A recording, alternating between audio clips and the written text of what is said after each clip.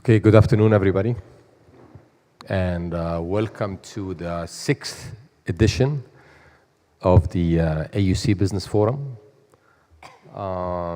Very briefly, just give you a background on the forum. So we started this in February 2020, and out of all subjects, we picked the topic of disruption. And if you all recall, February 2020 was just a few weeks before the whole world went on lockdown. So sometimes we feel we called for it. The topic was disruption in business education. That is back in 2020. And since then, we've been running that forum every year. It is composed of a series of roundtable discussions. As you can see, we're not fans of big events. It is always a roundtable conversation amongst friends and experts from Egypt and from around the world to better inform our programs.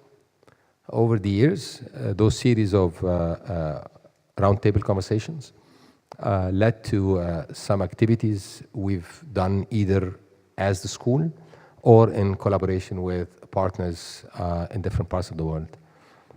It's a continuous learning journey, but it also forges partnerships and collaboration between different institutions, whether academic or non-academic. So I'm extremely pleased today to welcome you all to this the first of this year's roundtable conversations. And let me just very quickly share with you the title of this year's roundtables. So this one, we're kicking off the forum with the Internationalization Impact Beyond Borders. Tomorrow, we have two roundtables. The first is Monitoring Corporate Governance, a focus on reporting diversity and performance. And we're sharing the early sort of outcomes of an ESG barometer that one of our faculty has been working on for, I should say, like a year and a half, maybe. Tomorrow, during the conversation, we'll be hearing from different stakeholders on how we take that forward. The third roundtable is about experiential learning and future-proofing a graduate of business schools. I just came back, and some of the colleagues around the table here were with me in the EFMD Dean's Conference and the ACSB Dean's Conference. It's all about the future of business education and what we need to change in our curriculum to ready our graduates to the marketplace. And overwhelmingly, 40,000 feet, regardless where we are in the world, our curriculum are by and large still traditional. They need some shaking. Some of the basic skill set that our graduates need to know are not part of the curriculum. And maybe they will never be part of the curriculum, but what add-ons can we do to what the students learn and how we enrich the student learning experience as we move forward. And again, one of my colleagues will share tomorrow what we've been doing here and at AUC and the School of Business to, as much as we can, ready our graduates before they graduate outside the curriculum with the kind of workshops and seminars and projects and activities where they can get engaged in to get readier to the marketplace. Last but not least, this year we have 4 roundtables. It's about sports management and elevating calibers and building future-ready sports leaders. Sports management around the world are growingly interested in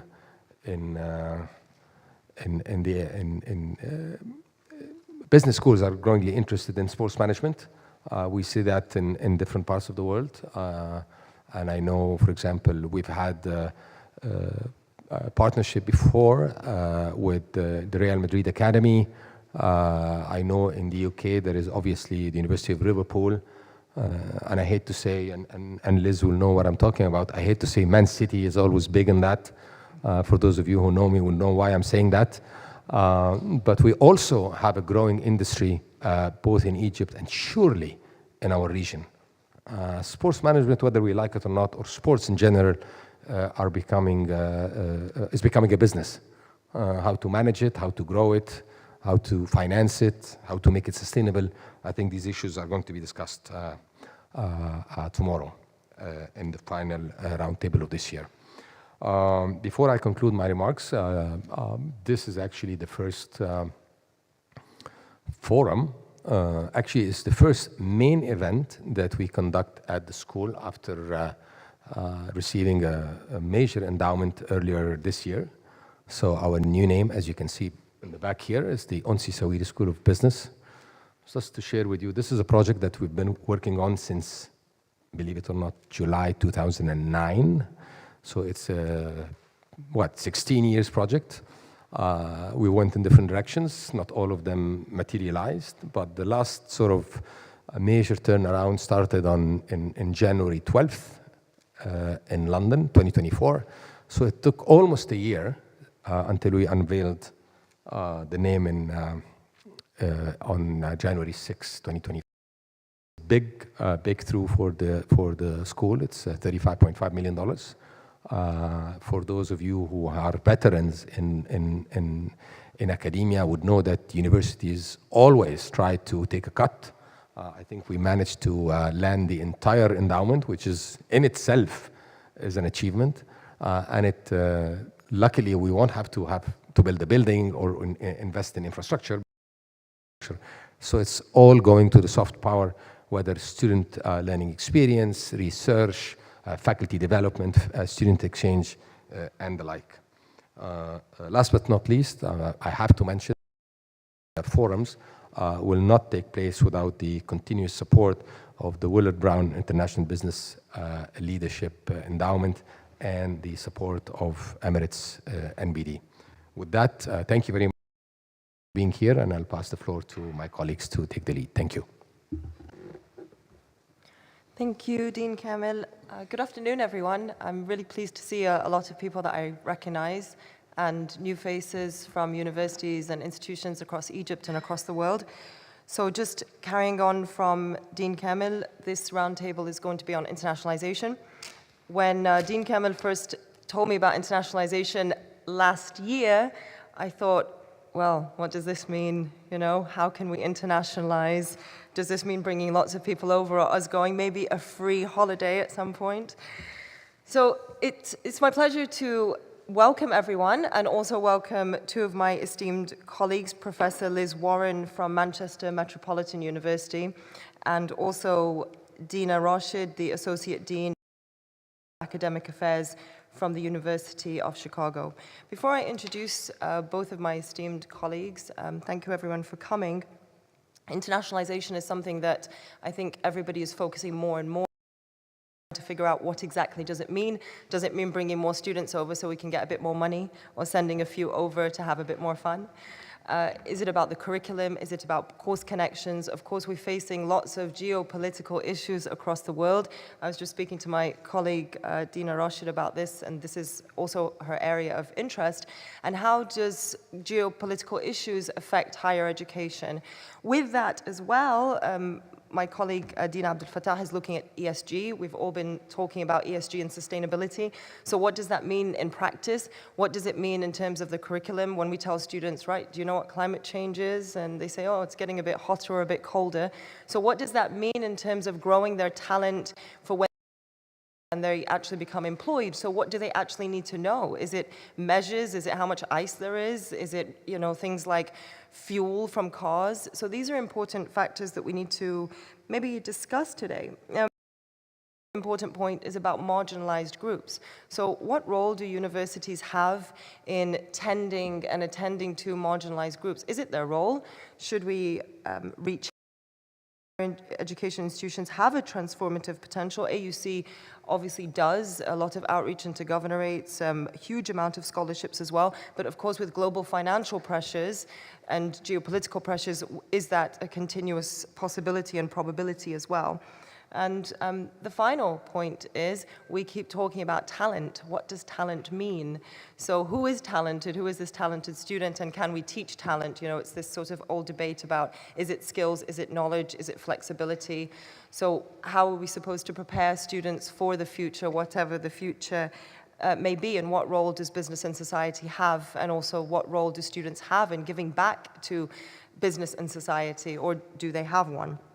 So I'd just like to present and introduce my colleagues. So Professor Liz Warren, she's a professor of accounting and international business education, highly motivated, 28 years of experience, so a huge amount of experience, has impact for leadership and commitment to excellence globally. She's also delivered numerous transformative projects with high-performing teams and has led institutions at the national and institutional and international levels. Liz is also contributing and publishing to the fields of accounting, accounting history, and pedagogy, and has also been involved in spearheading a very big and international project, Go Global program, which drives student engagement and has delivered award-winning outcomes in internationalization and mobility. So hopefully you can tell us all your secrets. And now she is on the UK advisory board with Chartered ABS, creating a vital dialogue between the UK and India. And Liz's students from Manchester Metropolitan University have come several times now on study tours. We've hosted them, and I think they've had a great time. So welcome, Liz. Thank you for joining us. And my colleague, Dina Rashid, again, is the Associate Dean of the College for Academic Affairs at the University of Chicago. She oversees the international partnerships and student exchange programs in the college, and also directs the University of Chicago's Sawiris Scholars Program. Dina is actually a political scientist, so a very interesting time, specializing in civil-military relations, state-society dynamics, and violence against women and Middle East politics. Dina has her MA and PhD in political science from the University of Chicago, and in addition to all of her academic publications and her work, she's also a commentary on the Middle East affairs and has been featured in numerous media outlets, including and foreign policy. Thank you both for joining us. Thank you everyone for joining us. And I now introduce my colleague, Dr. Samer Atallah. Thank you. Thank you, Nelly. So I want to start by welcoming everyone, those who came from long distances and flew a lot. So thank you so much for coming. And I want to welcome also the colleagues from institutions in Egypt and from the private sector also in Egypt. So in the discussion, we'll try to address what business schools need to do to create international global leaders and what is the expectation from businesses in terms of these international leaders. So let's start first by the international speakers that flew a lot to come here. So maybe we can start with Liz and then give the floor to Dina. So Liz, the floor is yours. I think you have 10 minutes. Yeah. Thank you.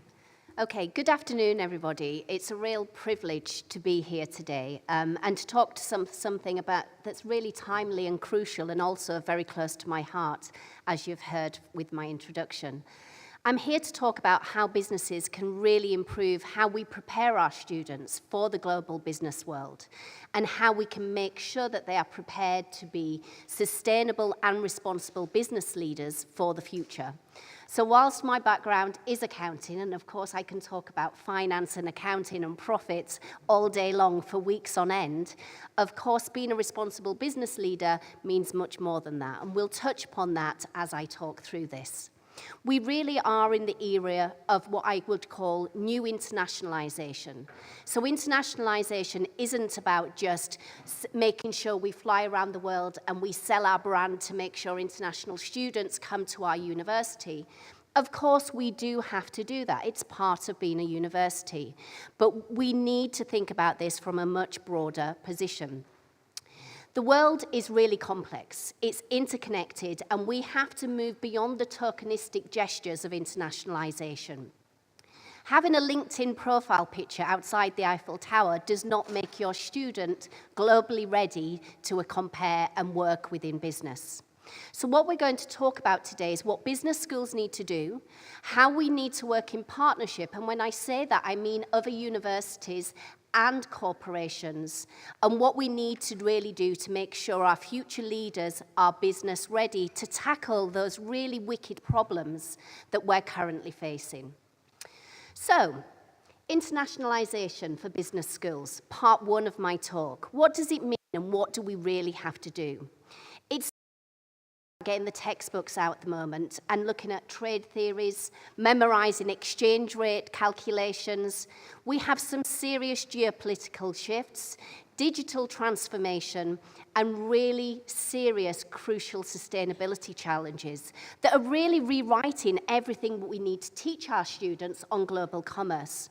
And business schools really do need to come up, keep time business opportunities, so nothing we have in a textbook is in date at that moment in time.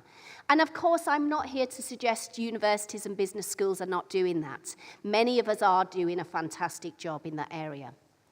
So we need to almost throw out the textbooks. Yes, there are some classics we can refer to, but the outdated case studies and business theories really do need to be up to date with the digital economy. We need fresh, real-time, interdisciplinary case studies that incorporates artificial intelligence, data analysis, geopolitical risk assessment, and cross-cultural strategy. Manchester Met, AUC, the University of Chicago, everybody else represented here today, that's the real challenge we have as educators. It's exhausting trying to maintain that balance of updating ourselves so we can pass that knowledge on to the future leaders. But what's really important is the real cross-cultural competence. Learning cross-cultural competence isn't about how to say hello, what body language is needed in different countries. It really is truly complex in business. How do you negotiate in Shanghai? How do you manage a supply chain in Mexico? Or navigate regulatory changes here in Egypt? As business schools, we need to be on the edge of that learning. We need to be on the edge of providing excellent examples and training our students from the core of everything that we do so that they can operate in the dynamic, rapid developing economies. Alongside this, we do need to teach them the basics of cross-cultural management because many of our students do not have that built in from their education when they enter universities. So at Manchester Met, we're training every single member of staff and student on basics of cross-cultural management. And we're doing that through a Train the Trainer program, but also self-study packages on our award-winning RISE platform. So of our students to be ready when they leave us in that area. And whether you like the word or term soft skills, or whether you call it something else, that's a whole debate in itself and would create a whole forum. Soft skills are so important and so very important in internationalization. Employees, large organizations need future leaders, our current students, to be able to operate in many different regions, adapt to different cultures, and lead diverse teams. As part of what we try to do, an example of how we embed that in everyday life at Manchester Met, and something Nelly actually referred to there, is we do have short-term study immersion programs where our students get fully funded opportunities to go to many of our partners around the world and engage in understanding what it means to immerse yourself in a culture that's different to their own, but also learn how business operates in different parts of the world. Because let's be said, educators do have their own biases, and we do bring our own knowledge in what we understand and what we've grown up with into the classroom that we're teaching, but they need to be exposed to so much more than that. When we have our students come back into the UK, we always survey those students, and we survey the impact on the knowledge, enterprise, and cultural capital that they gain from these experiences. And without a doubt, every single time, the two things that the students talk about is understanding the real differences in the culture that they've been exposed to, but also the networking opportunities and really learning what it means to do different business in different. And of course, any educator you will talk to, any professor will tell you about what they do on their MBA programs and how that incorporates in what we're doing for the future leaders. This week, I was teaching corporate finance with our new cohort of students on our MBA, and it's fascinating because we're talking about, and accounting can be fascinating, let me just say. I was talking about accounting and corporate finance and how actually our decision-making process, we have to understand that really do often shape the decisions we take. Often we do not take logical decisions. And we also have to connect that to cultural bias. So wherever we've grown up, our knowledge bias from different countries, we incorporate that into our finance decisions. But what do we need to do, part 2, on creating real, true partnership and how this can help us? I can talk to you about many joint degrees, double degrees.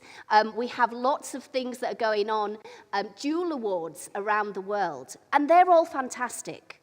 And you can do that on paper, or you can do that in something that truly makes a difference. So I'll give you an example of something that is really making a difference. The Asian Institute of Management in the Philippines actually partnered with ourselves because they saw a real need in the market to develop more knowledge in the area of financial technology in the area that they're working in Manila. So we have created a dual MSc Financial Technology degree that is taught by professors in Manchester and in the Philippines, and we're working with the banking industry to really transform access into the banking sector. So we are developing and transforming communities of people, everyday people that have never accessed the banking sector before, but at the same time transforming business operations. There's the likes of the University of Chicago that have just opened their supercomputer, which really exposes everybody to incredible AI opportunities, looking at data analysis to support so many industries.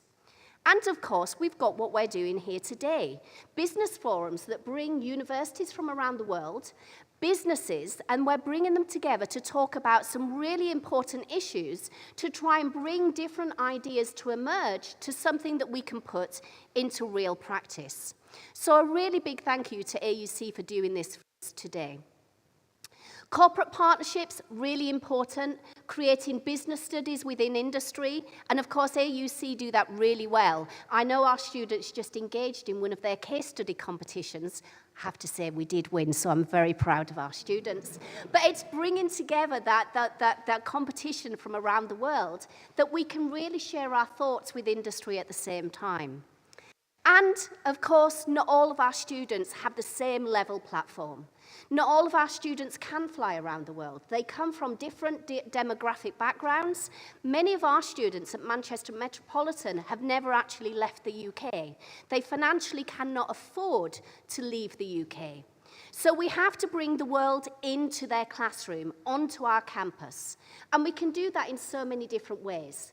One of the ways is something what we called in education, they're called the COIL projects, the Collaborative Integrated Online Learning Projects. A good example of that is how the Global Business School Network is a network that many esteemed universities around the world get together, and we're engaging in something called the Change Makers Project, where our students around the world will be working online on really important sustainability challenges. Another good example that links into some of the things that have already been spoken about today, AUC and Manchester Met have got a joint project where we're looking at a football club in the UK, one in Egypt, and the students are working together to solve real business problems without leaving their home countries. So the final part of my discussion is how do we really develop together future leaders that we can be proud of and that can really take on the responsibility of the problems that we're facing. Of course, we have to embed internationalization from day one into everything we do. And this doesn't just mean calling a module or a program internationalization something. It means really doing this in what we're doing every day. So as an institution, and I'm sure every other institution that's here today, not one of our programs can be approved unless it is viewed through an internationalization lens. And once again, that does not just mean calling something international business corporate finance, it means really evidencing that we're bringing that into the classroom. So that's important for any esteemed university and those that have triple accreditation, because we've got to evidence it to our accreditors when they come and engage with us. To encourage entrepreneurial thinking for a global economy. That does not mean we forget multinational companies. Of course, they are very important as well.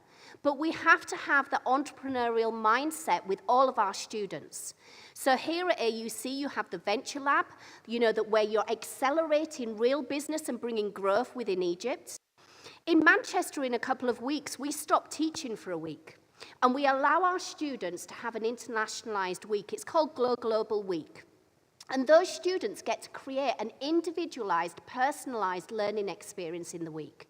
Some of them choose to leave the country, and some of them choose to stay on campus and engage in training courses, work with specialists from around the world. An example of the entrepreneur, one of our keynote speakers is actually a graduate of ours. He's one of the unicorns in the world that has managed to make a £1 billion business in a very short time frame. And he's coming to speak to our students to talk about how he managed to do that. Because make no doubt about it, universities cannot create these future leaders by themselves. Create this within communities, with our graduate families, we call them our families, with our partners around the world, other universities and international businesses around the world working with us at the same time. Together we can create change. And of course, something that is important, and you will never hear any business school do a talk without speaking about this. Ethics and sustainability are embedded in every single program that we create and every single partnership that we have. So going back to the beginning of my speak, yes, I'm a professor of accounting, and yes, of course, I teach all of my students how important profit is to be able to make change in the future. But professional and responsible business practices and sustainability strategies are embedded in everything I teach. So I never teach anything on accounting that doesn't bring that in. It's in every case study, every business conversation that we have. We also train every single one of our students in carbon literacy. So all of our students that lead have got that basic training. In those immersive programs that I spoke about, so the ones that come here to Cairo to study every single year, they have to do additional training in carbon literacy. And I have one of my professors sit down and they have to measure what their carbon impact actually is on that trip, and they have to pledge in practical terms what they're going to do to buy back and give back what they're actually doing there. So we believe in lifelong learning, and to do that, you have to embed it what you're actually doing, not just talk about it. So to conclude, the future is global, and so must be business education. So what's the key takeaways? The key takeaways are business schools cannot rely on traditional methods. We cannot expect our students to thrive in an increasingly interconnected world, and we can't do this alone. We have to have partners to do this, industry and universities. So to truly prepare our international students for international careers, strong global partnerships are needed, more immersive international experiences that go beyond the traditional study tours, and a curriculum that is focused on real-world skills and cross-cultural leadership and sustainability. So internationalization isn't about exposing students only to global business. It's about equipping them all to lead in this area. So whether you're an educator, a business leader, or a student, the message is clear. Think beyond borders, act beyond comfort zones, and lead beyond expectations. I apologize, I was 4 seconds late. Thank you, Liz. Thank you. Just on time. Thank you so much. This was really, really interesting. I think I agree with almost everything you said, with the very small exception that accounting is fascinating, but that's debatable. Apologies. And I think what you've when you were writing notes and you said the future is global, I was kind of intrigued by this statement, because what we've seen in the past month and a half is calls from that are exactly the opposite to that, and it's very intriguing that again, like the dean said, when we started this, it was about disruption, and I think what we've seen in the past month and a half is kind of disrupting a trend that my generation has been witnessing, which is connecting the world, connecting ideas, connecting people, connecting capital, and connecting supply chains. So it's a different type of disruption that we've seen, that it goes against the notion of internationalization. Thank you so much, Liz. I go back to another colleague of mine, an old and new partner, University of Chicago. So Dina, the floor is yours. Thank you, Samer. I want to start by thanking Dean Sharif Kamel for inviting me to the forum. This is my first engagement with it, and I'm very delighted to join this great group of business educators and business leaders. Thanks also to the organizational team for their efforts to make this happen. I appreciate flying me in over 16 hours to be here. When Sharif invited me to the forum in December, I jotted down some notes on what AUC Chicago does in terms of engagement with business, business education, internationalization, which I will share with you. But over the past couple of weeks, I found myself thinking about the mega shifts that we're witnessing in the US. And maybe because of my background in political science and geopolitics, that I couldn't help but think about how these shifts interact with business and business education and internationalization. So I will start reflecting on AUC Chicago's experience and then briefly talk about the more recent developments in the US. So at AUC Chicago, we think that business education needs to focus on equipping our students with critical thinking, growth-minded mindset, communication, building interpersonal relations, ethics, teamwork, applied knowledge of businesses across the globe. These broadly applicable skills prepare graduates for success careers in both business and non-traditional sectors such as the nonprofit and the government. With that in mind, we cultivate and manage relationships with multinational and regional employers to ensure students have access to a wide range of job opportunities. Because I think what's different about business education, that it's very tied to real life interactions, to the economy, to everyday exchanges with peoples and societies. In that sense, international career programs are an integral part of our business education in Chicago. And our strategic goals to do that is basically to expand job internship opportunities for both international students and US students studying at AUC Chicago, to create partnerships with employers in high growth regions and industries, especially in career fields where our students are at the cutting edge, such as AI, quantum, data science, sustainable finance, investment banking, financial services, consulting, and healthcare. We also aim to build University of Chicago not only as a destination for the world's most exceptional scholars, but also as a leading source of talent for employers around the world, talent of our students. We engage with multiple regions across the globe.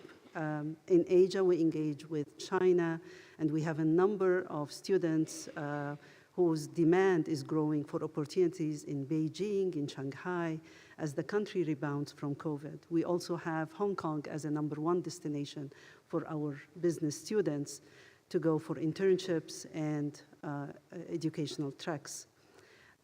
In India, it's a hub for us for business tech and climate and energy.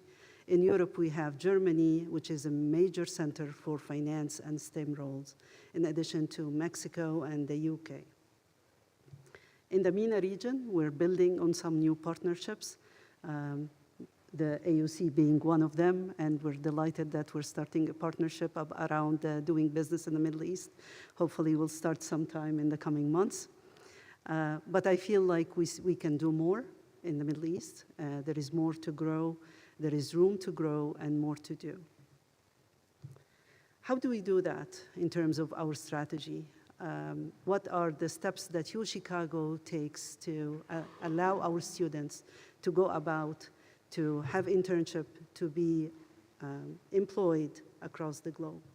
The university allows a lot of funded internships through what we call the Metcalf internships.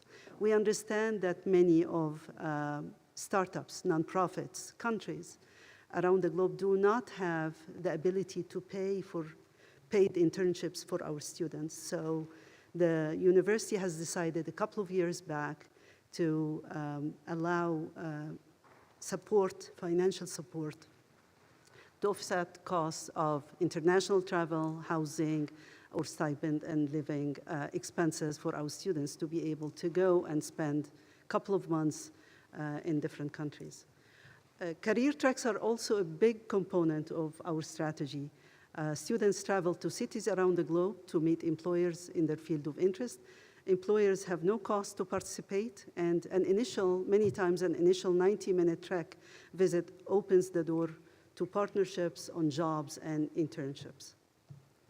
We also use our global centers. We have centers in Beijing, in Delhi, in Paris, in London, and in Hong Kong to support our students meet some of the top businesses in these cities.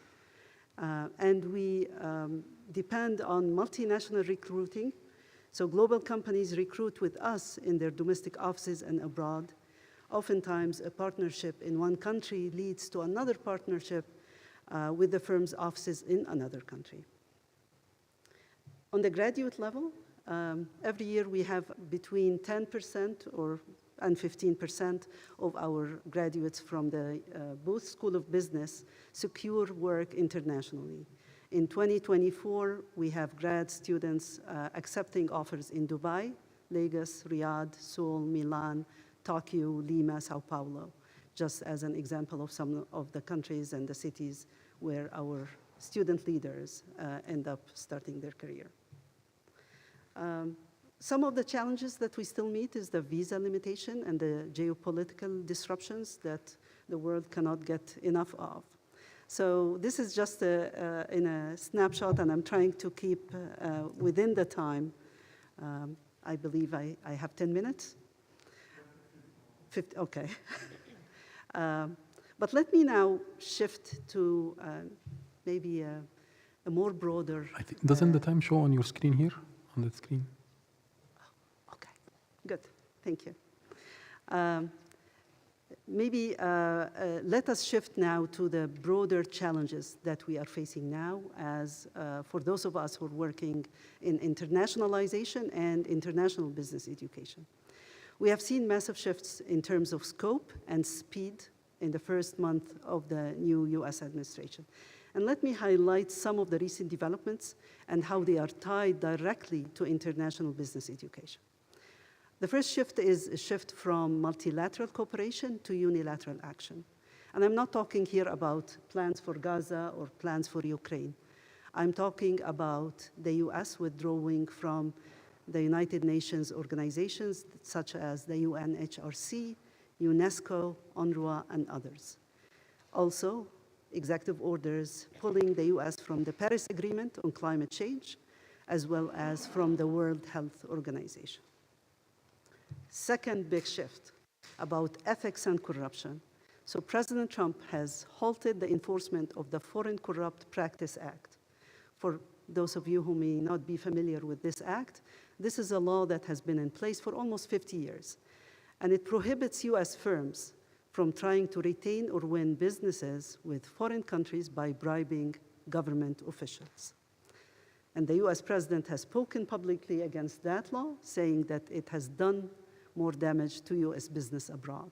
So imagine the impact of that on the future of doing business. The third shift, relinquishing the US commitment to social responsibility, environment, and other SDG goals. With shutting down of the US agency, the withdrawal from Paris Agreement or climate change, as well as the withdrawal from the World Health Organization, and the most eminent intent to drill for oil beyond restrictions within the US.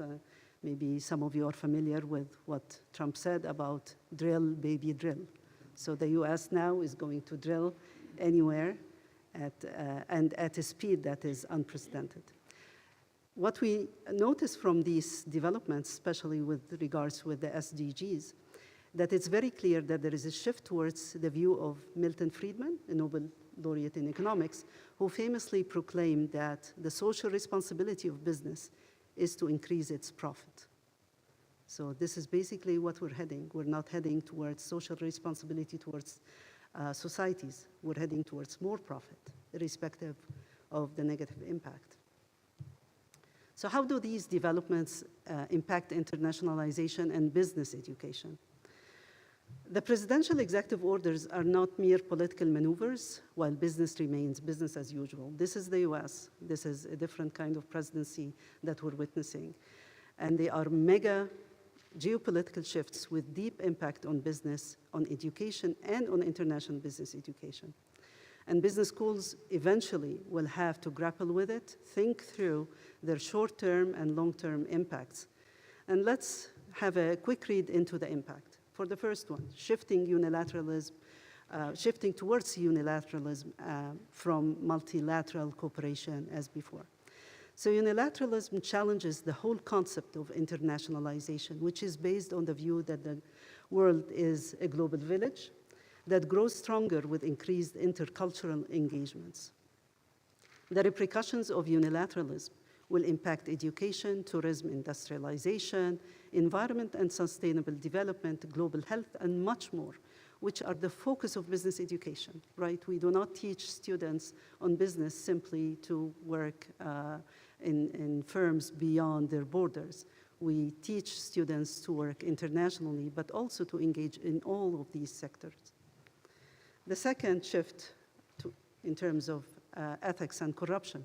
With the halting of the Foreign Corrupt Practices Act, and given the size of US international investments, we are to expect an increase in corruption levels, unethical practices, deals based on might makes right, diminishing of the rule of law, and lack of transparency, all of which have been the focus of business ethics courses, which have been integral to business education in the past 3 or 4 decades.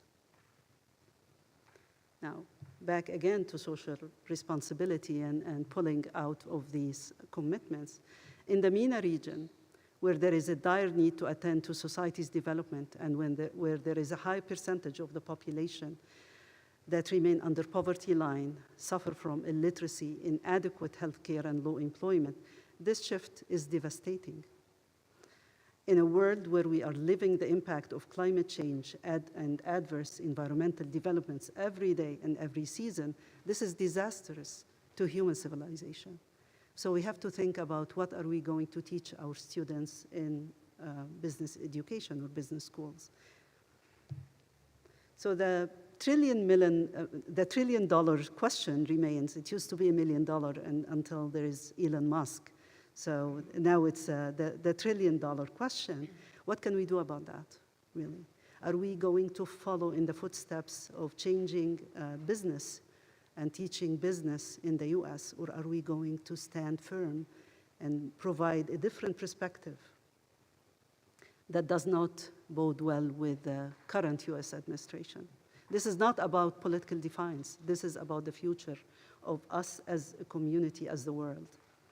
So today's most successful business schools are forward-thinking, innovative, and at the same time acutely aware of the challenges facing business and society. So what new strategies should we reorient our education, especially business education, to focus on as we deal with these challenges and mitigate their adverse impact? And what kind of strategies are we going to think amongst ourselves and with our students to go back into society and make a change? I'll stop here. I know I'm like almost a minute less, but I want to leave maybe the answer to these questions for the whole group to deliberate on regarding potential solutions. Thank you, Dina. You left us with more questions than answers. So, and it's indeed $1 trillion question, and as if internationalization in business school did not have enough challenges, and I think that the new global order is obviously adding a different magnitude of challenges and adding different level of uncertainty and ambiguity vis-a-vis how we foresee internationalization. Thank you so much, Dina, and thank you for addressing the 3 key differences that will impact internationalization in business education moving forward. So I'm going to open the floor now for the participants of the roundtable. We have designed this in a way to address both business schools. So we have representation from different business schools in Egypt, and also from the private sector. So we want to start first by addressing important questions related to business education. So these questions will be addressed to my colleagues from universities here. And the second set of questions will be addressed to the business leaders to tell us more about what they're looking for, what are the talents they're looking for in international global leaders. So given what we've heard from the 2 distinguished speakers, I want to ask my colleagues in the room from academia 2 questions. The 2 speakers highlighted the role of partnerships, a very important role, whether with other universities or with other private sector players. So how do you agree or disagree? What is important? To what extent these are important in addressing internationalization and enforcing global citizenship in the leaders that we produce? And the second question is, what is it that you do to prepare your students to be better international players in the global markets? So we don't have a particular order of speakers, so maybe I'll start with Dr. Higazi, please. Thank you very much. Thank you, Dean. Sorry, Dr. Higazi. So each speaker has 3 minutes. All right. And it will show on the screen, hopefully. Yes. Okay. I won't be long. Thank you very much. And thank you for the invitation, Dean Kamel. Basically, I'm a professor of accounting as well. So, we have a majority here, I believe. Yeah. So I misspoke. Let me just come from a practical ground, actually, on partnership. And I do believe that there is true value in partnership, global partnership. But however, there are some hurdles that we need to understand, given that I'm speaking from an emerging market perspective. Being a private university that has been established about 7 years ago, we had a very strong partnership with King's College in London, and the past experience is that there is always the perceptions that emerging countries is an outbound. So basically, whenever we are engaged in international, global sort of discussions, sometimes it's also about sending students, but we need really to understand the values, and in that positions, I do believe that the geopolitical structure had a strong impact on that as well. We are currently in discussion with British and European universities when it comes to partnership, global partnership. We are always faced about 2 things. At the home country here, there is a strong bureaucracy in trying to adapt to the emerging forms of education like hybrids and the like. We're trying to really overcome these hurdles, but that would need some regulatory changes here in Egypt. On the other hand, we are faced with the bureaucratic structure at the other sides, where for example, to sign an MOU, it might take up to more than 1 year. Especially in UK, it can be up to 2 years. Let alone the strong details about how we structure the discussions, and it's always being sort of hampered by the financial issues. Once I mentioned that we need to understand that we have some forex restriction in Egypt that is sometimes not being received positively. So these are 2 important elements, but definitely our experience here working with the Central Bank of Egypt by developing fintech courses and programs in Egypt has been tremendously successful with our students. Our student exchange program has been very good, and to understand that we are working globally with the same impact. And I see there is 20 seconds left. I think what is important to understand that student exchange is two ways. It's not only one way. And this is why we're trying to convince that we have values here, given that our programs meets the international education guidelines. Thank you very much. I hope that I didn't take long. Thank you, Dr. Hagazi. Moving back to another international visitor. Is it working? Yeah, yep. Good afternoon. From Wilfred Rotterdam. Meinhardt. I come from Erasmus University Rotterdam, Rotterdam School of Management. I'm Policy Director General and Honorary Professor in Edinburgh. I've been listening carefully, and try to hear what the structure in both presentations is, what I can take home for my dean to tell him from what I hear. And I hear four things to give back, and I want to reflect on that with you guys. Internationalization is about quality. It is what our accreditations want to hear. That's one. That's standards. Internationalization is also about responsibility, about principles, and what we think is appropriate in international business or in context where we live in. And that's about principles, not standards, but principles, a different mechanism. And then internationalization is about impact. What will we act in the world? What will we create in the world as leaders? Which is about, I think, metrics, performance, other elements to measure that. And there's the last one that I hear, sustainability. That's more or less the encompassing dimension that is also around internationalization. So if you put internationalization in this core, and you have these four dimensions, then I think it's a hell of a job for the leadership of a school to make that a proper balanced situation. And some might say, yeah, we go full for a responsibility and extracurricular activities, value-based and so on. Others may say, no, we send them out, we send them into case studies and we have to practice. Others may say, no, we go for ESG and sustainability. But the balance between the four, I guess, is different for every institution, every context.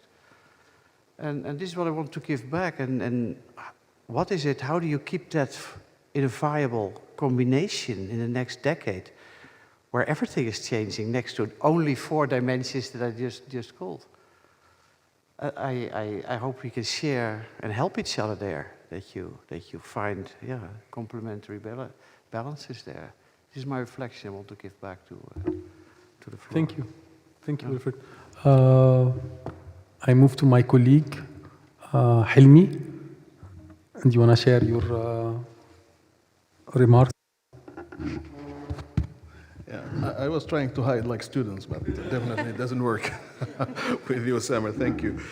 Thank you, Dean Sharif and Samer and colleagues for the invite. Hilmi Hammami, I'm the Dean of Slezska University, Slezska Business School. Actually, I'm settling in Egypt since 5 months.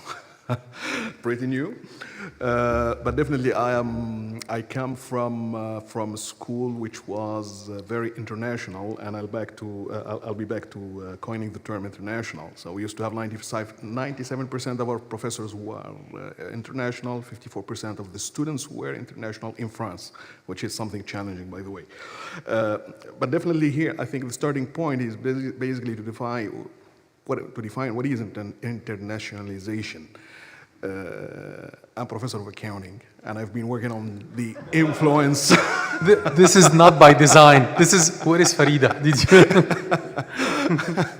And I know the impact of culture on designing accounting systems and how accounting itself as a technology can become like a tool of power, colonization and all the stories behind. But definitely internationalization as a term needs to be defined. Because today, from your speech, and I've been in your positions like 5 months ago, when we talk about internationalization, it was mainly north-south, sending our students, maybe receiving from a few students, some exchange of professors, etc., etc. But what's about south-south integration? What's about horizontal internationalization, which is very important? I know there are too many challenges, geopolitical challenges and difficulties, but definitely behind that there are lots of opportunities. So here in Egypt, we are at the heart of the MENA region, and we are at the heart of Africa too. So there are lots of opportunities to be explored, and joining hands with universities abroad, around the world, could be also something to explore. It's not anymore like tripartite or double joint degree or the classical ways of doing things, but definitely going through nice networks like the MIBAS. I just discovered this Middle East network for business school alliances, Sharif, I think, which is about impact and sustainability, but this time definitely with a more localized perspective on how to do things. So this is, I mean, like first thought and discussion. We can carry the discussion further. Thank you. Thank you, Helmi. Again, I see a lot of echoing of partnerships and the role of partnerships, and it seems kind of critical to that. I'm just taking notes. Thank you. I move. Can we do one round? I think we have enough time to do another round too. Can we move in-house? I invite my colleague Ahmed, who's heading the internationalization effort at the university level. So, yes, thank you, Samer, and it's great to be back home. He mentioned that I'm responsible for the international programs at AUC, but he forgot to mention that I'm also a professor of accounting.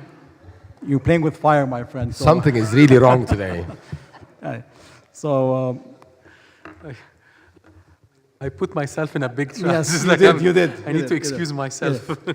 But on the point of partnerships, I think one key element in forging these partnerships is they have to be partners of equals, synergies. They have to be cultivated because what we see in many institutions that it's more the focus on the numbers of agreements and partnerships, and really materializing this on the ground. I think that's what really counts. So when choosing a partner in these programs, it has to be cultivated in such a way that it's a win-win actually for both entities or multiple entities in that partnership.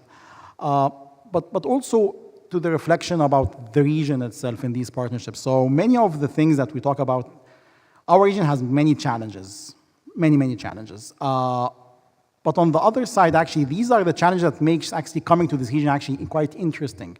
So for example, talk about business education. If you talk about economic development, Egypt, with everything that's going on in terms of economic reform and challenges and how it's tackling it, that could be interesting. Entrepreneurship and the rise of number of entrepreneurs actually in Egypt. Corporate governance and combating corruption, that's also something that could be interesting. So these are the things actually could attract many of our international students actually to the region.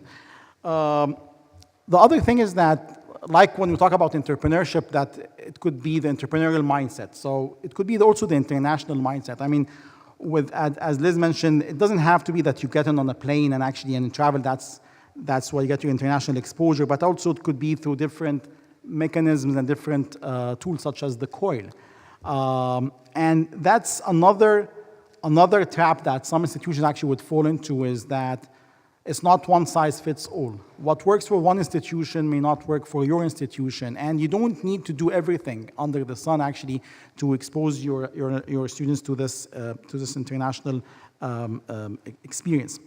To the point also on how you prepare students, again, through faculty, whether they're international faculty or international training of faculty or faculty development, through curriculum, and just giving them you want to call them soft skills, critical thinking skills, just whatever skills, survival skills of the 21st century, actually, that they could operate in any international setting. And you can do that without leaving your home institution or your home country.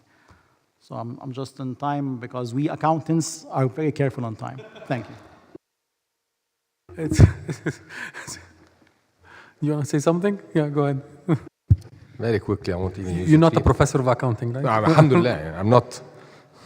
I was going to say, so God knows how many good discussions I've been part of, especially with EFMD. They have a special track on internationalization. They have a workshop on that, led by my good friend Simon Mercado. The way I see it, and I'm building on several things that Liz mentioned and Wilfred as well, but also I think several of my colleagues, I can't remember. It's what is being taught and how it's being taught. And as simple as that. And to your point, and your point as well, you don't have to move. How we can bring together teams from different parts of the world and know something beyond the national borders, beyond what is very much local market-centric. Of course, we always say we need to look at what's happening around the world, but also focusing on what the local context. But then unless they know something beyond the national borders and the campus borders, something is missing in the internationalization, and I think that's what's missing. So I see internationalization as whatever we do to enrich the student-centered learning experience beyond the local context. And that can only happen through global teams, students from different parts of the world working together. But it's not just that. Sometimes the bottleneck is actually the faculty. So I look at it from its two sides, the students and the faculty. Last point, sometimes the issues that, in a way, hinder that process goes beyond the borders of the campus. So we talk about internationalization, and then sometimes many students from around the world cannot move to other countries and get the visa, as simple as that. Of course, we've already addressed the issue that they don't have to move, but also part of the learning experience is being there in person. It's not necessarily 100%, but that is an element that in many ways goes beyond the national borders. Thank you. I've pinned down a couple of things in red that I think are very nice takeaways for today. One of them is global teams or global experiences, and the other one is bringing the world to the classroom. And I think this is a kind of very good elevator pitch. I want to move to my colleague Maha, the other associate dean for undergraduates. She has a lot of experience dealing with a lot of undergraduate students and internationalization. So. Yeah, I'm a professor of marketing, so shifting from the accounting. And since I'm a professor of marketing, I want to focus on awareness and communication. I always have a concern that we are doing a lot of effort as a universities in building relationship, enhancing the relationship, and so on, without giving the same effort to communicate what we are doing to the students and to all the stakeholders. So always we have a problem with communicating to the stakeholders in terms of highlighting the internationalization impact to the students, to the parents, to the faculty, so they are more involved in international activities, and to the employer. So the employer need, when they look at the CV, they will hire or select someone for the interview because they have the students have international experience. So the idea of communicating what we are doing to the students and convincing them is extremely important. And I believe it's to some extent there is a gap here. Returning back to the points mentioned by Dr. Higazi, that even we need to communicate with the partners, to the students in other areas, highlight what is the benefit of coming here, so we don't have the exchange only one way. It should be two ways. And I guess we need to do an effort as well as institution in emerging market to highlight, as Dr. Abdelmajid was mentioning, the benefit of studying here and what is unique about the region and why students should come as well. Another point also that I want to highlight in addition to the communication and the awareness is the flexibility. If we really need to be highly involved in internationalization or having a global campus, as we used to say, we need to have flexibility as universities. I mean by flexibility, the flexibility in transferring courses, the flexibility in changing the schedule. So sometimes we are facing a problem in sending students because we have a fixed schedule, when to send the students and so on. So we need to have this flexibility. Another important point, if we want to be members in a lot of networks and benefit from whatever type of exchange with the limited resources that we have, that we need to focus and to adopt more online teaching methodology. So the idea that we sometimes resist the online teaching because of the accreditation, because of the Ministry of Higher Education and so on, we need to find a way to have not necessarily a whole course online, but even to have part if we want this internationalization.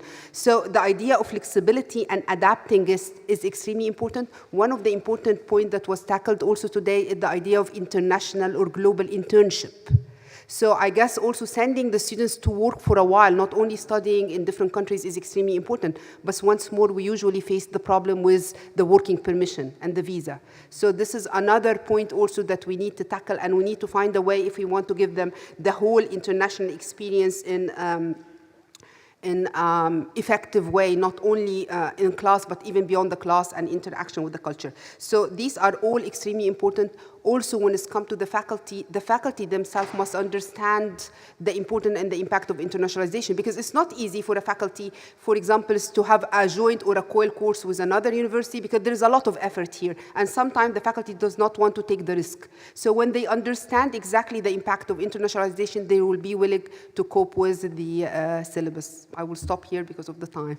Thank you. I have two more from AUC, so I'll start with Dina and then Marina to give their reflections, and then. Thank you very much, Samir. I actually wanted to bring to the discussion another dimension, which, again, given my expertise or my specialization in labor economics and migration economics, the global job markets are now very much focused on skills. So we have this distinction of countries of the North, countries of the South, developing, developed countries, but the question at the end of the day is always revolving around skills. Who has the skills or who owns the skills? And the build-up question is, how are we defining skills? So in the past, it used to be the technical skills, the language, who owns the skills and who owns the language. Now it's more of soft skills, and again, how are we defining these soft skills? And we're noticing that international business leaders are actually looking for employees who are aware, so who have the awareness, the readiness, the adaptability, sustainability. So this actually brings in the real question of how do we as business schools work on developing these skills for our students, not only to meet global demand, because this is when questions of brain drain come in, but to achieve local development, so to achieve the national development in each country. So answering Samir's question on partnerships, I'll highlight two very important partnerships when it comes to that aspect, which the first of them is research collaborations. So the international collaboration on research is what enriches this international component in terms of curriculum development, in terms of what we're teaching inside the classroom. But the other thing is student competitions. Seeing students working together with international students to try to find a solution or to analyze a global problem, bringing in the thoughts of different areas in the world, I think, is one of the other components of internationalization that enriches very much the experience of the students and really prepares them to how to deal with global issues given the local backgrounds that they have and the collaborations they're having with others. I'll stop here. Thank you. Our SEM's academic director, so a lot of internationalization there. Thank you very much, Samar and colleagues. Good afternoon. I am not a professor of accounting. I think everybody should just make a statement about that, right? But I'm surrounded by professors of accounting. I'm a professor of strategy and innovation, and I would like to talk from this perspective as well. I'd like to quote Lewis Carroll, Alice in the Looking Glass, where the Red Queen said that we should run as fast as we can just to stay in the same place. And this what is called the Red Queen effect. I would like to pose a question about internationalization of higher education, whether it's an innovation. And I would answer my own question by saying, no, it's not an innovation. It has been innovation. It was innovation maybe 20 years ago, but now it's a business as usual. It should be the business as usual. And it should be the prerequisite for any competitive advantage schools, universities without internationalization will not be able to compete in a global world that we're living today. And if we look at the students, you see that our students right now, actually because of the technological impact, because of the black swan effect of the COVID and the opportunity of Zoom appearing, right, as a communication tool, we see that our students are born global like companies are born global, students are born global. They communicate globally. It's easy for them. They have expectations of traveling or at least reaching out abroad. If 5-6 years ago when we did the Stevens virtual exchange, Dr. Maha will remember, it was a lot of setup to do a virtual exchange between 4 different countries. We had to invest a lot in project management. And last semester, we had exactly a very similar experience, but this time we throw it at the students, and they managed to communicate very well with any project management, and they managed to actually create teams by themselves, so they didn't have to have any hand handling. So I would suggest in a few seconds which are left that we should actually trust students to lead us and to run with them together faster than everybody else in internationalization marathon or sprint, I don't know. Thank you. Nelly, yes? I feel like I should also say I'm not an accountant. I'm a social scientist, so I'm into the touchy-feely, like how you think, what you do. I've also just finished studying cognitive psychology, which is very interesting because the brain is much more complex than we think, so changing students' behavior becomes very, very difficult. I just want to maybe just share a thought. I've just been listening to everyone, and I think it's very difficult to be a leader now in the field of education, so I sympathize. But I feel like a lot of us are sharing the opinion that we want students to care and care about the world and care about the future. And I think that that's very, very challenging, particularly if we're a monoculture, and a lot of our students here are. So, I mean, I grew up abroad, I'm mixed heritage, you know, I've been around different nationalities, different religions, different social classes as well. So I think exposing students not only to international experiences, but also experiences like different areas. I mean, even some of our own students haven't been to areas outside of their own communities. I take my students to Garbage City here, where it's a garbage sorting place, basically, you know, and every time I go, my dad raises his eyebrows about that. So some of my students are like, oh, we're not going there, you know, it smells funny, like, why are we going there? So teaching them about, actually, so much of sustainability in Egypt comes from Garbage City, and it has a lot of geopolitical issues. So I think that also, as part of internationalization, we also need to think about aspects about exposure to different areas in their own countries as well. You know, Liz, I think you said that sometimes some of your students will never travel abroad in Manchester, and I know Manchester has a lot of different socioeconomic pockets, you know, a lot of areas now that are really degenerating, and I think that that's something, if we don't have funds and we don't have abilities, that we can do something like that, because it gives a whole different perspective to students as well. I think the other thing about ethical practices as well is getting students to really understand what ethics means. And I teach business ethics, which can be challenging because you're trying to teach them to think a certain way, showing them about business, and then having to assess them in line with accreditation as well, which makes it even more complex, is getting them to think about what actually ethics means beyond their own cognitive, religious, social dimensions, which again becomes even more difficult if your students are stuck to Netflix and social media and think they know what international stuff is and different cultures and different genders, etc. Also, I think teaching about international issues which are happening in the classroom can be also challenging if we're teaching about different gendered issues, religious issues, fraudulent issues. This becomes also complex if your students are maybe not cognitively diverse. So I think that this aspect of internationalization has lots and lots of pockets that we can also unpick as well. Thank you, Nelly. That's, again, another perspective on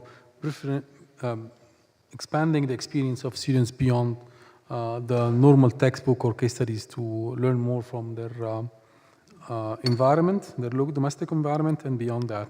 So I want to shift gears and ask our two invitees from the private sector very simple questions. You've heard from business schools from different continents, from inside Egypt, outside of Egypt. Very simple question. Are they doing enough? What is it that you want us to do more? What are the skills? I've starting to summarize my notes, and I see a lot of the word skills coming up, skills, cultural skills, soft skills, team leading, diverse team leading skills. What is it, are we doing enough? What is it that you want? What is it that you want us to do more? Who would like to start? Sure, Dr. Ahmed. Dr. Ahmed Abdul Wahab. Yes, I'm an engineer, so maybe I'm the only one, I don't know. No, I'm also an engineer. True, yes, but with an economics dash. I want to start with addressing Dr. Dina's point regarding responsible business. I think we should continue teaching responsible business. And the momentum that has been built since our friend Milton Friedman published his article in the New York Times in the 70s, up until the CEO Roundtable in the early 20s, 50 years of work. I don't think that in the next 3, 4, 5, 6 years, this momentum will be reversed. It may slow down, but it will not be reversed. I work in the automotive field, and we've seen the rise of electric vehicles very rapidly. Now it's slowing down, but it will pick up. Certain circumstances are causing it to slow down, but I think it will pick up. So my conviction is we need to continue to teach responsible business, because this happening is short-lived, and I don't think it will last for long. I hope so. The other thing, I have mixed feelings about internationalization. Not that I'm against it, but I think there's a lot of work that needs to be done on the local scene. And I'm talking about the interaction between industry and academia on the local scene. There is a lot that can be done. I personally, 40 years ago, when I was doing my master's and PhD in the US, I worked on 3 different projects, one with AT&T, one with the Army Missile Command, the US Army Missile Command, and one with General Motors. I benefited a lot. They benefited. It was contracts that was assigned to the university where I was studying. And the interaction between students and executives, middle management, and in some cases, shop floor individuals is extremely beneficial. I do not see that happening in Egypt. I'm not aware of it if it is happening. And I think there is a lot more that can be done.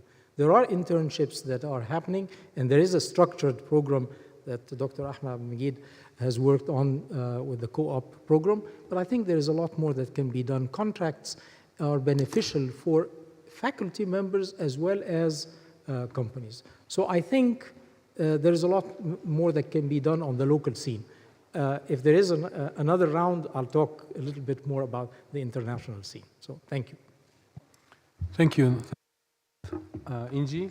Sure. And I have to say that Inji is one of our alumni. She's a graduate of our executive MBA program. I was very lucky to have that, actually. And I'll start with the capstone, which was very important and the most useful experience. And that's when we had to work on a real project with one of our colleagues that was a family business, just adding up to what you were saying. So two of the people over here talked about diversity and soft skills. These are extremely important for the private sector. Multinationals, when they're recruiting people, they're looking for the right attitude, people that have resilience and they're willing to learn. Not necessarily that they have all the technical knowledge, because a multinational would have a wealth of their technical knowledge to teach them how to do anything coming from the oil and gas and upstream business, which is very heavily structured and full of technical knowledge that we have to learn to work within that industry. So if I also look at the entrepreneurs, they are people, if they don't come from a corporate background or structural background, they usually lack the structural piece and the governance piece of it.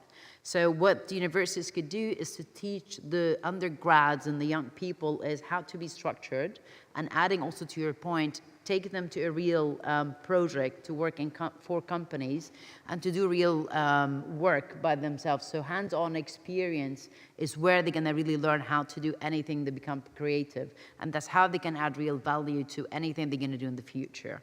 So knowledge is extremely important, but real experience on a project is very good.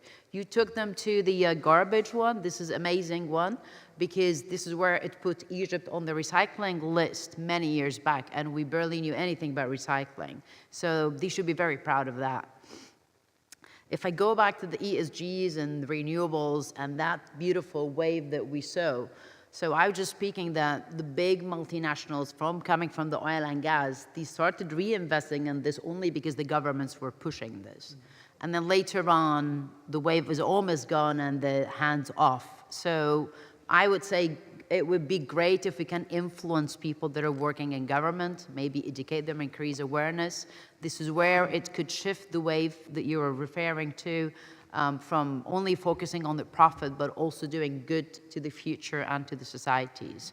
And also, of course, to work on the integrity piece when you're educating them. This is extremely important. I'll talk again about the diversity. I thank everyone for having a very diversified, from a men and women, but of course diversity from all aspects are extremely important. And I've seen people in multinationals speaking about diversity makes the team very productive, and they bring all the different ideas all together because everybody has a different experience. I wouldn't just stop there, but I would say working on using coaching and psychology piece when it comes to all kind of diversified topics is very important, because when you know yourself, you'll be able to develop yourself on the right direction. That's where I stop. Thank you, Inshi. And thank you, Dr. Abdul Wahab. I want to go back to my colleagues from academia with the feedback. So I know you addressed, Dina and Liz, the different kind of partnership. Can you shed some lights quickly on the type of partnerships you do with the private sector?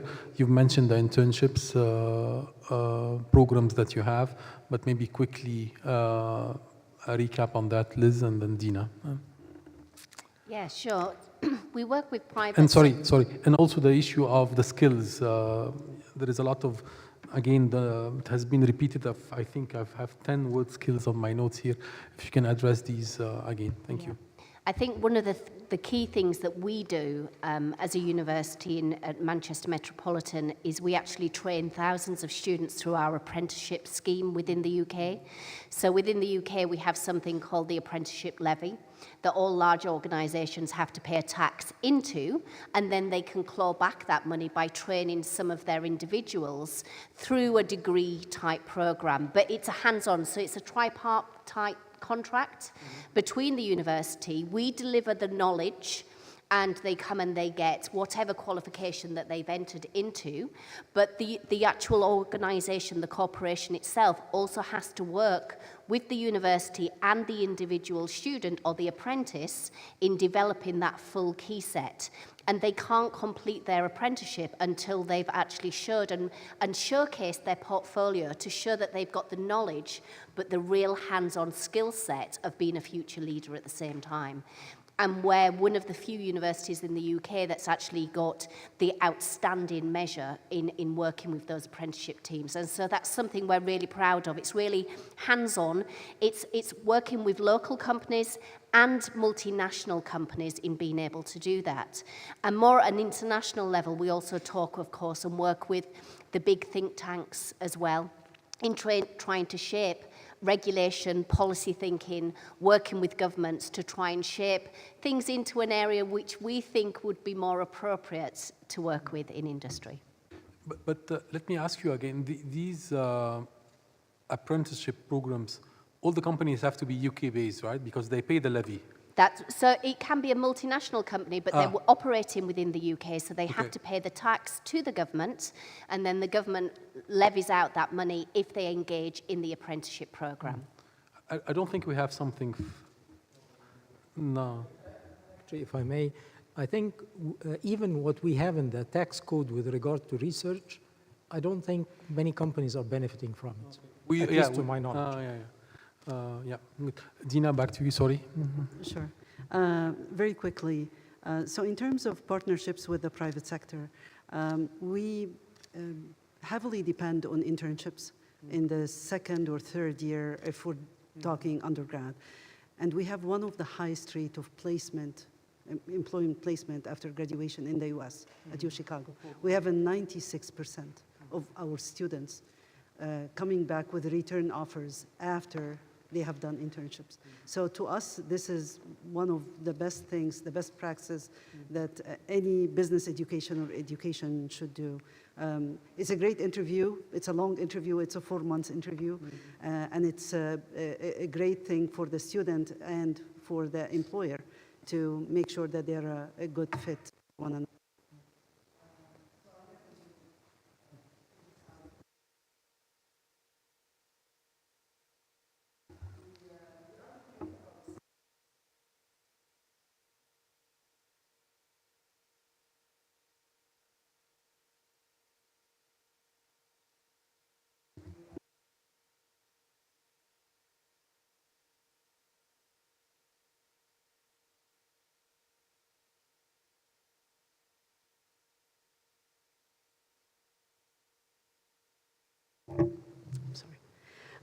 It depends on probably the sector. In the US, where it has become a heavily service sector, this is very important in addition to the language skills and the interpersonal skills. Thank you, Dee. I want to put my colleague Ahmed Abmegid on the spot again. Can you just tell us a bit about the challenges you faced in the co-op program in terms of international placement since you've led this initiative since its inception? Yes. So I think, and Maha could correct me if I'm wrong here, I think we had only one placement in terms of the co-op. It was. And just sorry, Ahmed, so because we have a lot of people who are not aware of the co-op, can you just briefly explain? Yes, of course. Okay, so a couple of years ago, the School of Business launched the co-op program. This is a 6-month engagement by the student. The students actually take some time off from the university, does not take any courses, and goes works on a full-time basis, paid full-time engagement with select employers that the school actually secures these positions for the students.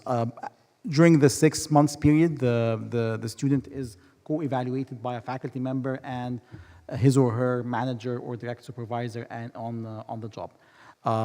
It has been very successful. I think now in the 7th cohort, I think. I lost track since leaving the program. And the best thing is that the vast majority of the students actually would secure a job offer before, once they finish their co-op. The only impediment that they get the job actually is that they need to go back for 6 months and finish their degree and get their degree at the university. So once they finish, they just sign the contract and they join the co-op employer. And as you rightly so said, Lina, that it is an extended interview, which is definitely very beneficial for both the student and the employer.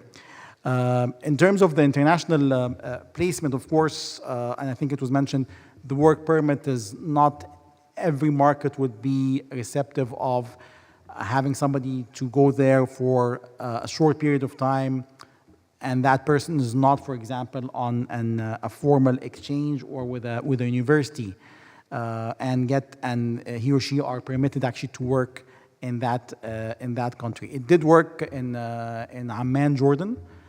It was an excellent experience for the student. I think Malak was her name. And it was an amazing experience because it both combined an exchange type of experience and also an on-the-job training. I think also having students working here in Egypt, also international students, actually might be challenging also with work permits. So the whole, setup of the system itself is important. It might be easier if it's also so it's the home institution with a foreign employer or an employer that internationally, but also with an international partner that could ease these challenges a little bit. Thank you. I think we have time for another round of interaction. So, Dr. Hagazi, you've asked for. Thank you very much. I want to echo what Dr. Dina has mentioned about AI. I think I see it from an international collaboration perspective. There are opportunities because actually it's an emerging field for education. And the moment we just mentioned AI, in terms of case studies, approaches, embedding AI in programs, I can see there is a strong ties with the cross-border. And I think this is a good opportunity for us here, emerging countries who are actually embracing AI in their structure of education and curriculums. However, there are challenges because actually it needs interdisciplinary sort of skills when it comes to computer science, technology, management. The field is actually emerging very quickly. However, that will need, again, regulatory transformation when it comes to Egypt and the Ministry of Higher Education changing their approach into hybrid, because AI is hybrid at some stage. However, it exposes the skills. It exposes so many areas that we touched upon today, which is ethics, definitely, and soft skills learning. So I think there is a very nice opportunities for us to engage cross-border activities when it comes to AI. And I personally embrace that in my schools, and I think it's doing very well. Students accept that, and they understand that this is the future. However, it's not easy actually to embrace that directly into the different sort of branches, management, business, accounting, so many. However, but this is why we are here, to develop and to ensure that the students meet the needs of future employers. Thank you very much. Thank you. Thank you, Dr. Hagazi. Thank you so much. Anybody else want to add something? Yes, Marina, please. Yes, sorry, Marina. Dr. Hagazi. Dr. Abdul Wahab, I think that in Egypt we have that sort of 1% contribution into the local generic training support from the government. I heard recently the Constitution Court has actually obliged corporate to inject that 1% of their profit into their training funds. However, it needs to be redesigned, restructured to embrace research into that funds. So I think this is one element that and I think you are engaged in that as well. If I may, yes, that is true. But Minister Hassan Al-Khatib wants to abolish it, or is in the process of abolishing it, because as it's a burden on businesses. I think what would be better is to apply the tax code and allow research to be rewarded or deducted from the tax liability. Oh, yeah. I think that's because if you shave off 1% from profits, that's very taxing. Actually, it's 1% from top line. I'm sorry, 1% from top line. Just like the medical insurance. Like the medical insurance is also from the top line. Yeah. Because it's big, so that's why they take a lot. Thank you. See, I have premises of an accountant, so. I just want to emphasize on the collaboration with the larger corporations. For example, Dr. Ahmed Al-Bambi works a lot with the oil and gas companies, and he makes a great difference in preparing the students technically for the oil and gas. So this could happen and be applied on different industries. That's just one comment, and also adding up to your comment again that mentioned.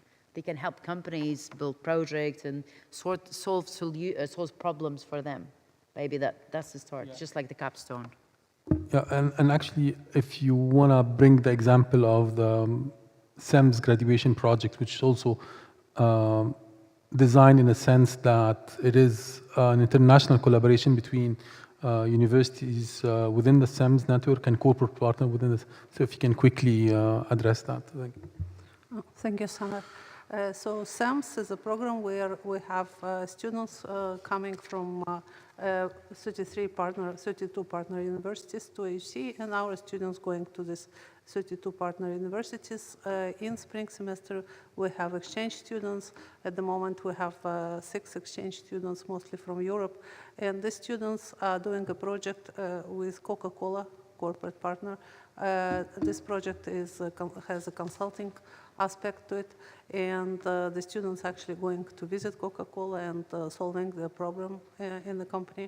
And actually we are talking with Coca-Cola about offering students an internship, and I'm talking offering not AUC students, but those exchange students, those foreigners who are working on the project. If they're interested, they can continue with an internship over the summer for 8 weeks.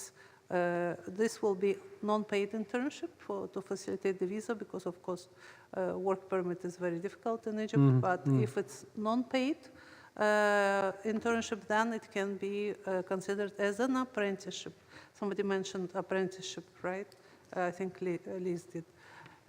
May I have another point? Yeah, sure. Yeah, and another point I would like to make is about skills. We're all talking about skills. You have technical skills, you have soft skills, everybody mentioned those, but I also want to add that we also have to develop character in our students. Character dimensions such as empathy, character dimensions, resilience, grit.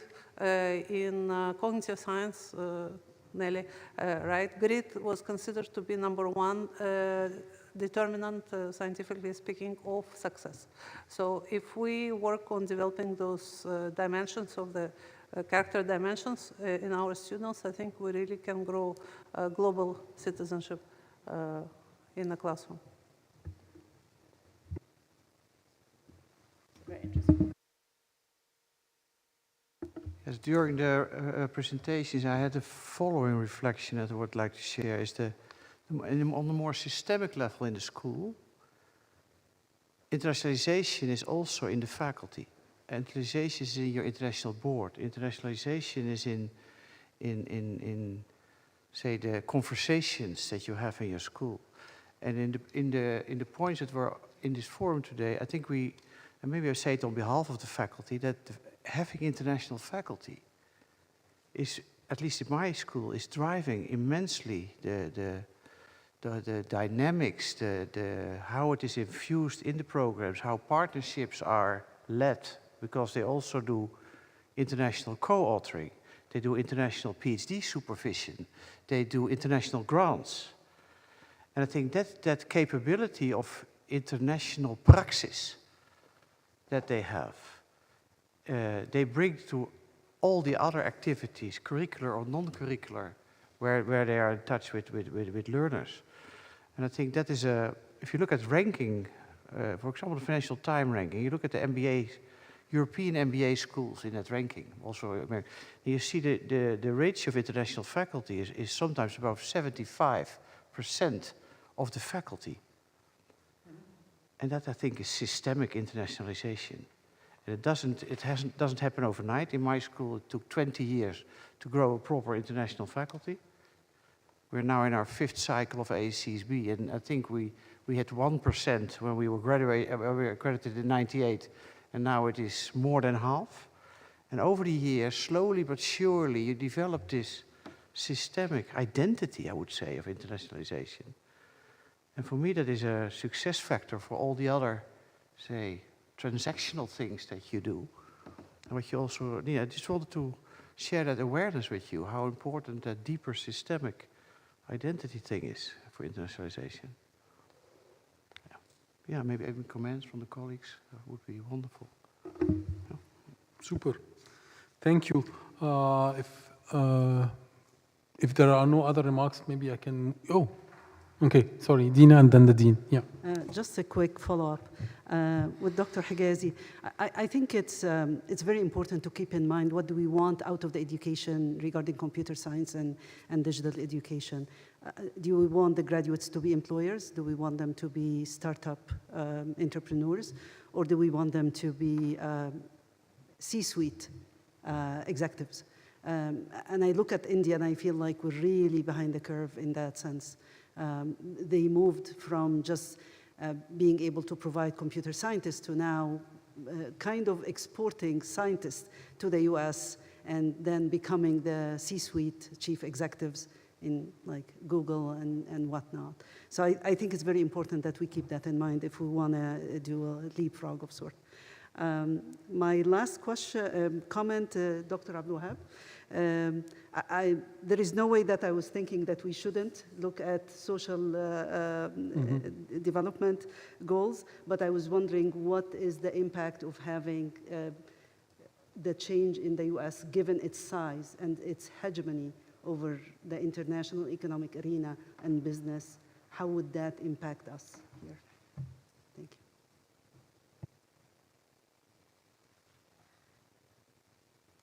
you. No. I can try. I can have a stab at it. One of the things that I teach in is dealing with uncertainty. So I'm going to try to. There is definitely a lot of uncertainty going on in the world. But what I'm saying is there is a trend, and yes, it will definitely have an impact to almost switch off all the things that we've been doing for a number of years. But I think eventually it will pick up. So we're going to see a lull, a small dip, and it will catch up. But schools need to continue, businesses need to continue as much as they can, given all the geopolitics that is surrounding us. That's my humble answer to the question, as much as I can.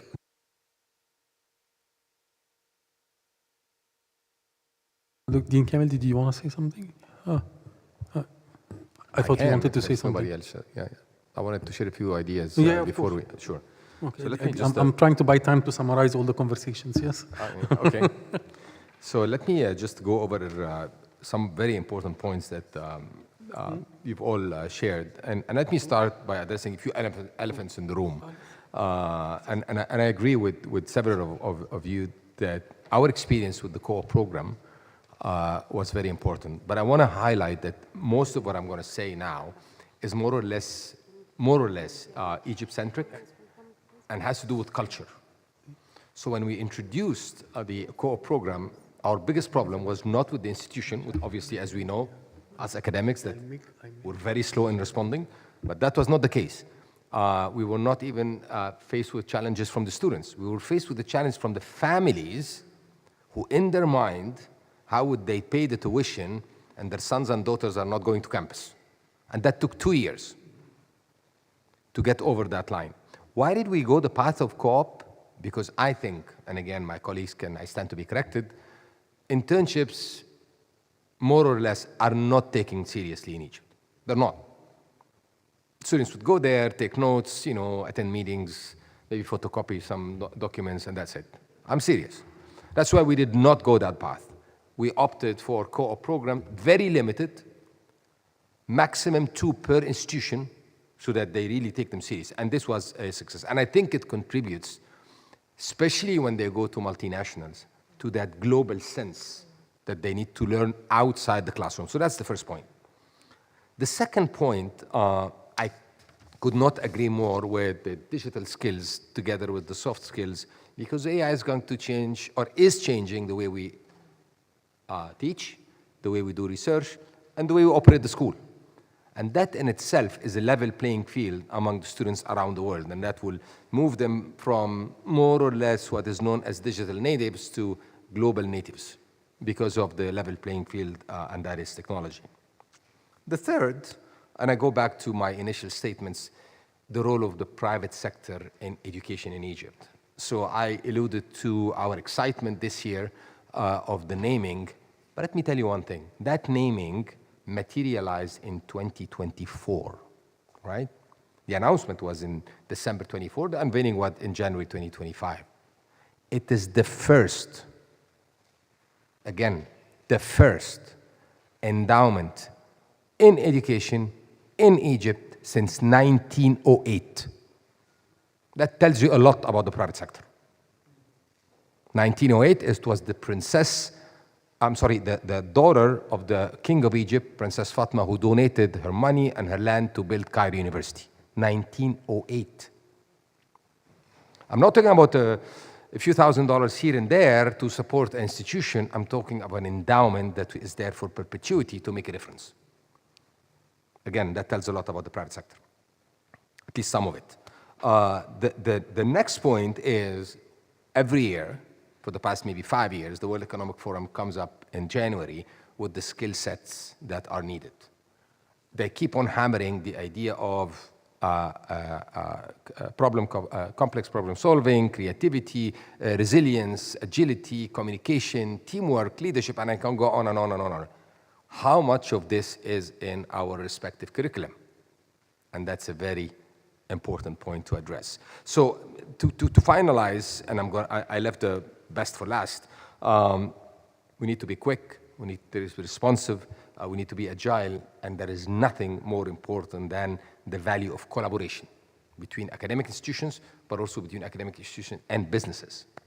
Last but not least, going back to NG, the issue of diversity. Sometimes you think you're on the right track, and then something hits you. So as much as on this January 6th, and I'm talking here about AUC-centric, as much as January 6th we were over the moon, January 24th, we were all over the place with the US government decision to halt the grants, especially USAID. Just to let me just share with you one thing. AUC gets almost 48% of the scholarship that goes to Africa. And we're one of the largest academic institutions in the world that gets USAID funding for undergraduate students. Why was that channeled? For diversity. So these were all 1,077 students who are academically very good, but financially and economically disadvantaged. Boys and girls. So it was an exemplary sort of project for inclusion and diversity that was put on hold on the pretext it's going to be revised in 90 days. We'll see. But again, that's what I'm saying. Sometimes it is not on campus where some of the disruptions happens, but it's actually off campus that things happen and we need to, well, the university response was, we will try as much as possible to raise funds, and there is a fund that was called Emergency Students Assistance Fund. I'm surely not 100% convinced that we're going to be able to support the 1,077, but as many of those that I can support. It did not stop there as well, but also staff who were on grants from USAID who work in a number of centers. By the way, not just at AUC, we were also managing the funds for 13, correct me if I'm wrong, 13 other universities in Egypt. Last but not least, I could not agree more with Wilfred that the international faculty is extremely important. Higher education institutions is all about the faculty. They are the movers and shakers, and they are the key element in the institution. We're blessed at AUC that 65% by the university charter, 65% of the faculty have to be international. Of course, it varies from one school to the other, but overall on campus, 65% have to be international faculty. Thank you. Dean Kamel, you made my job way easier. Thank you. I think so. I think you've... Anyway, thank you so much. I really enjoyed taking notes and trying to summarize your respective important and insightful contributions to something that is quite critical. I have to say that we're a bit selfish when we design the themes of this roundtable this year, because they reflect the core pillars of our next strategy for the next few years. Hence, we kind of chose the name for the next decade. So I'm gonna use my engineering background and summarize things into bricks and buckets of key issues and key points. I'm gonna also take the liberty of summarizing the conversation and coming up with what I think a definition that kind of define what we mean collectively in this room by internationalization. And I've kind of took the liberty of drafting this. It's internationalization in business education is providing global experiences in the pedagogical process of business students. So I think, in my view, that kind of summarizes what you and in this conversation has kind of alluded to. So the big buckets that I have are one bucket called skills, one bucket called student-centered, one bucket called partnership, and a last bucket called challenges. And I think these kind of, in my view, kind of give the key directions for internationalization. So I'll start with the first bucket, and my sense from the conversation today, it seems that we need to train, develop, and sharpen certain skills for our graduates. One of them falls under understanding, dealing with cross cultures, understanding how to deal with different cultures, different business contexts, understanding the challenges of different environments internationally, and these are very important. The other, and under this, falls leading diverse teams from different cultures, from different backgrounds, and from different countries. And these are very important for global businesses, that they can have leaders that can deal with different perspectives and different contexts. But also, in addition to that, the different soft skills that are needed for future leaders, that's very important also to have our programs to train the students on.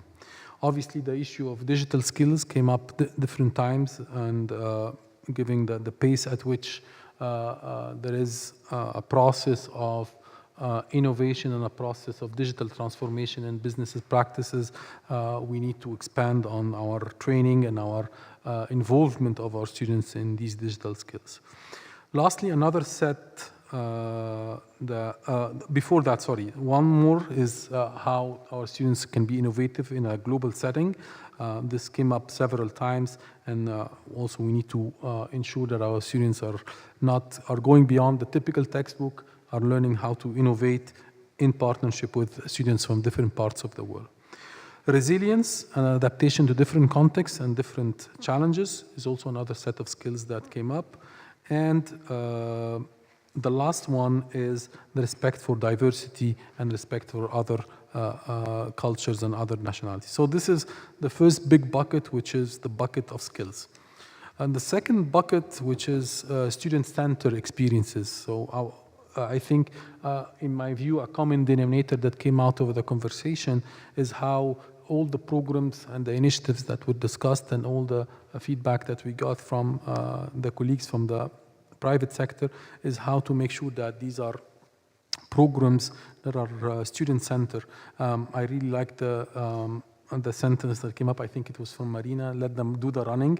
I think that's it's kind of critical that we ensure that our students can, because by nature in this era and this time they are globalized in a way, so that sometimes our faculty can learn of how globalized our students are. I think getting the feedback from students after all the different types of international experiences they go through, whether they are simple international guest speakers or international experiences, is to test and assess how they understand a different culture and how they can understand operating in different contexts and so on.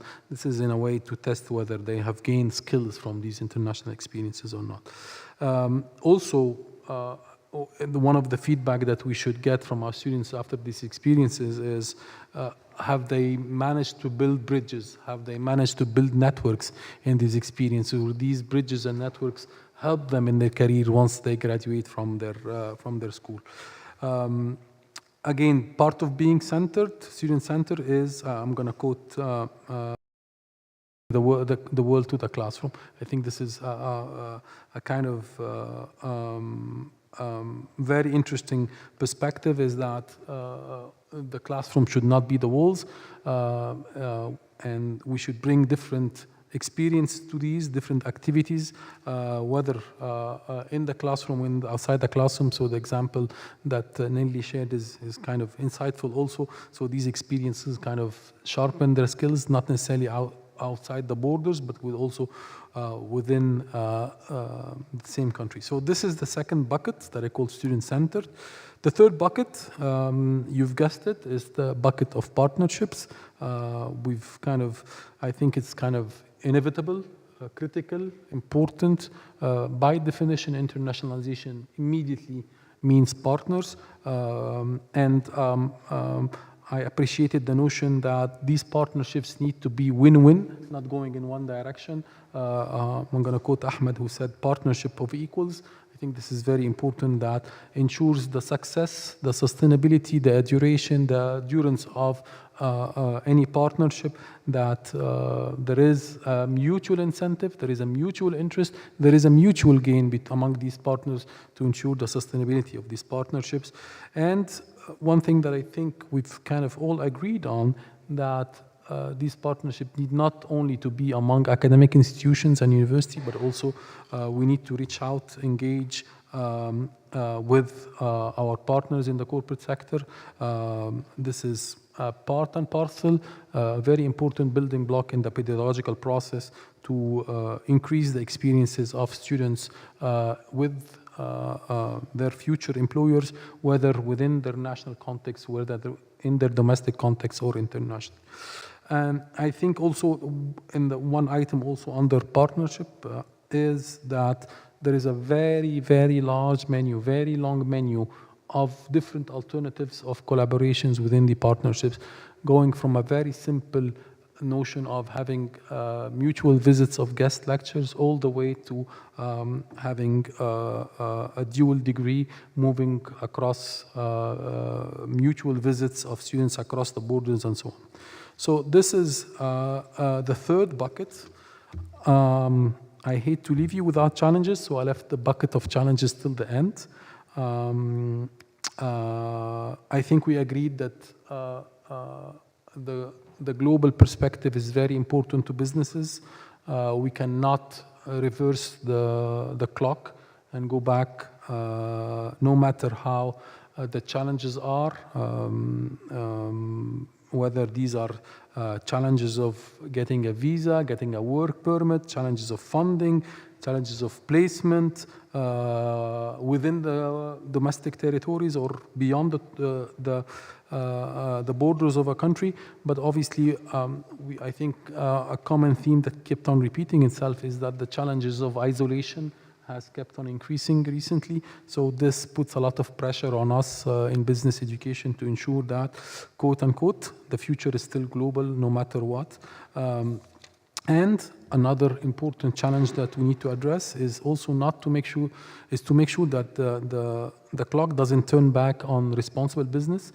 It's very important that we ensure that the principles of responsible business and sustainability is a common denominator across business schools across the world, and that we are indeed producing responsible global leaders. 36 seconds away. Thank you so much. Any additions to my summary that I think I left out, I'll be happy to include them. What? The group photo. I'm being told there is a group photo. Thank you, Farida. Thank you so much. Thank you so much for your time. Much, much appreciated. I do have to iterate that all of these conversations will be produced in a white paper for every roundtable. They are actually, for the previous years, they are published on our websites. Usually it takes us a month or two. Where is Salma? Salma, a month or two to produce these white papers so that we can benefit. And especially this cycle of the Business Forum is going to be very insightful for us for our strategy for the next cycle. Thank you so much. Where do we take the photo? Where do we take the photo, Farida? No? We can follow. No, we can follow Natalie for the group photo, please.